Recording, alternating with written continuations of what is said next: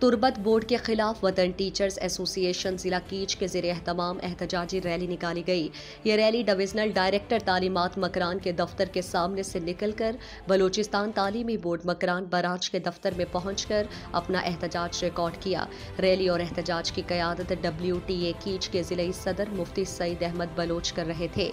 WTA catch کے رہنما مفتی سعید احمد اور محمد صالح نے کہا ہے کہ میٹرک کے حالیہ امتحانات میں سپروائزری سٹاف کی تعیناتیوں میں کرپشن کرنے اور مخصوص امتحانی مراکز میں بھاری پیسے کے عوض تعیناتیاں کر کے بھرپور امتحانی عملے کو متنازع بنا کر قوم کے معماروں کی زندگیوں کو داؤ پر لگا دیا گیا اور امتحان مراکز میں نقل کے رجحانات کو بڑھانے میں تربت بورڈ کے ذمہ دار کا مبینہ گھناؤنا کردار کسی سے ڈھکا چھپا نہیں ہے۔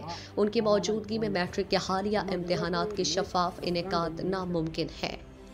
مزید دلچسپ معلومات اور خبروں سے آگاہ ہونے کے لیے Gedrosia point Facebook page, Instagram, Twitter کو فالو اور یوٹیوب چینل کو سبسکرائب کریں۔ بیل آئیکن بٹن دبانا نہ بھولیں۔